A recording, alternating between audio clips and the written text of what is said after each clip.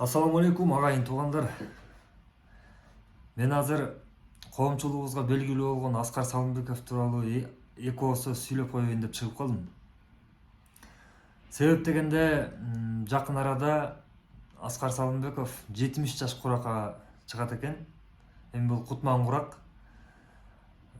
Аскар Бекени азын-олук билген инсан катары сүйлөп коеюн деп чыгып калдым. Аскар Бекени бала күнүмөн эле тааныйм сыртынан. Жанагындай маданий, спорттук иш-чараларда саламдашып, көп эле көрүп жүрдүм. Сыртынан балким ал мени тааныганы ушу 2021 болду окшойт менимче. Ошол өзүнүн Дордой плазадагы кабинетинде ошо конокто болуп калдым. Амангелди Муралиев деген экс премьер-министр да бар экен.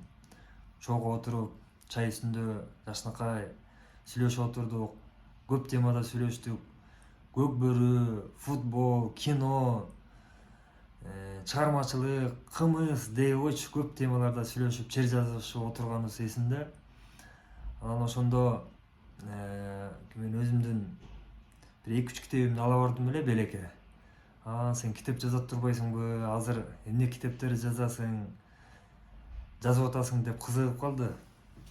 Мен айттым, өзүңүз жакшы билген көк бөрү жөнүндө китеп жазып атам десем, жакшы экен, анда ошол китеп даяр болсо мен чыгарып берейин деди. Анан баягы абдан ыраазы болдум. Биринчи киши болду да ушул китебин чыгарып берейин деген. Ага чейин өзүм эле китептеримди чыгарып келеттим эле. Анан мен айттым, ал көк бөрү деген даяр боло элек. Даяр башка китебим бар, кан күйгөн жылдар деген. Могул. Ушуну чыгарып бербейсизби? Ылайык көрсөңүз. Бул көк бөрү даяр боло элек десем, макул, аны чыгарып берейин деп калды. Анан мен басмаканага барып эсептетип канча сом болорун. Эсимде ушул 64 000 бирдеме сом болгон, 65 000ге кичине жетпей калды эле. Анан ошо басмаканада иштеген байке айтып атпайбы? Тамашаладыбы, чын айттыбы?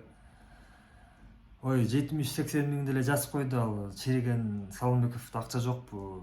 Ар жакта калган акчасын чөнтөгүңө салып керегиңе жарата аласың деди. Мен айттым, мага бир тыйын кереги жок, ашыкча. Болгондой эле жазып бергиле, мен ошону алып берейин деп. Анан ошону бир тыйын кошуп турбай алып берсем, ушунча сом болуптур деп. Анан Аскар Бекемит бул көбүрөөк чыгып калганго мынча болбош керек эле деди. 45 000 сом берейин, сөзүн кыскасы. Ошону керегиңе жаратып ал, анан калганын кандай кылсаң өзүң билесиң да деди. Мен бир чети мындай нааразы болгондой болуп калдым. Ошо майдаланып, ушинтип эле койбойт беле, чыгарып берем дегенден кийин дегендей таризде кеттим. Анан чыгып ойлонуп көрсөм, көп эле киши сурап калды, эмне болду, которду, китебиң чыккан атабы, же ошол эле басмаканадагылар жакын адамдарыңа айтасың да ушундай Салымбеков акча берем деди деп. Айтсам, анын сасык байына жетип, сөгүп сагып, ошондо жокпу, андан көрө чыгарып берем деп айтпай эле койбойт беле деп бир топ богооздонгондор болду. Анан мен катуу ойлондум. Мен эмне үчүн таарынышым керек, эмне үчүн мен нааразы болушум керек ошо Салымбековго? Ал мага 1 сом бергенге милдеттүүбү? Албетте милдеттүү эмес. Мен бул 45 000 айлыкка иштесем 2 ай иштейт элем го. Неге мен нааразы болушум керек деп өзүмдү жакалап, токтотуп, тескерисинче ыраазы болуп, ошо 45 000 мага бирөө ушул убакка чейин бирөө берди беле же деп анан котор ийиптир басмакананын эсеп счетуна.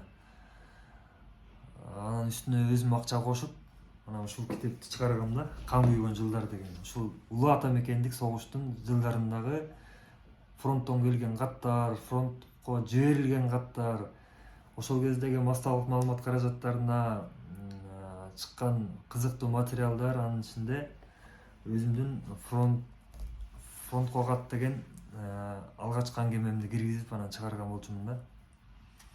Кыскасы ошондой. Салымбеков кимдерге гана жардам берген жок, мендейдин жүздөйүнө, балким миңдейине жардам бергендир. Ал сумманын баарын кошуп койсоң, миллиондорду, 10 миллиондорду чапчыш ыктымал да. Ошол Аскарбекке убагында деле рахматымды айткам, азыр деле айтып коеюн.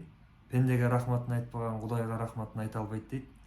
Мен сизге азыркылар айткандай кошомат кылып, пахта төшөп айтып аткан мындай жайым деле жок.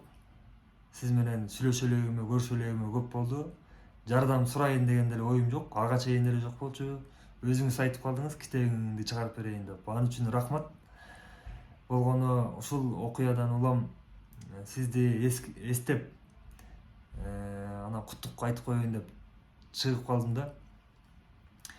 Эми тарыхта өзүнүн байлыгы менен жалпы кыргыз элинин эсинде калган байларды мен билбейт экенмин тилекке каршы. Ошол тарыхта калган, элди баккан байлардын тарыхта бай катары тарыхта калышыңызды мен тилеп кетет элем. Өмүр жашыңыз дагы узун болсун. 90-100 деген жаштарды багындырыңыз.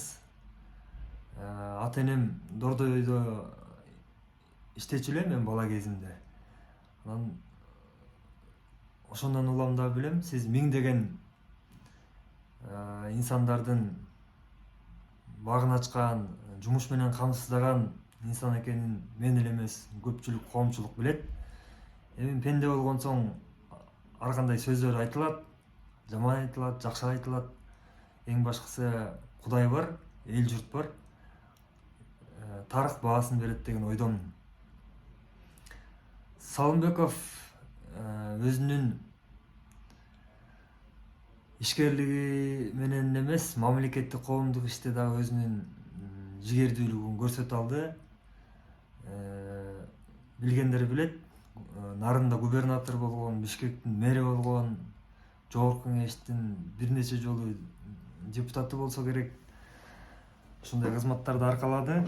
Эми бул киши өзүнүн тажрыйбасы менен бөлүшө турган куракта элдин кашында аман болуп, өзүңүздүн жардамыңызды, тажрыйбаңызды бөлүшүп жүрө бериңиз.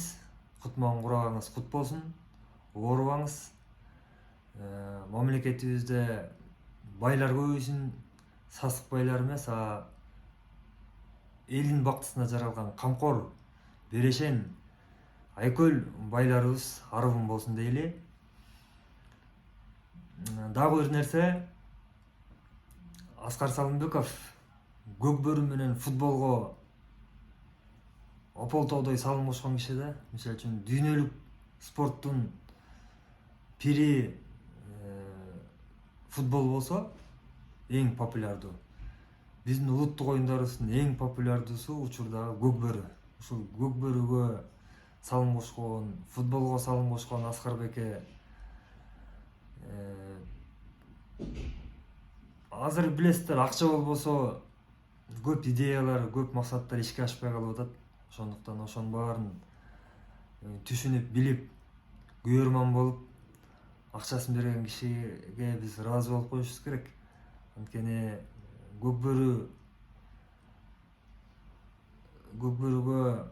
Болот Шамшиевдей, ошо Аскар Салымбековдей адамдар салым кошпогондо бүгүнкү көкбөрү бүгүнкү эл аралык деңгээлге чыкмак эмес деп так эсеп айта алат элем. Ошол туугандар, 10 мүнөт болуп бараттыр.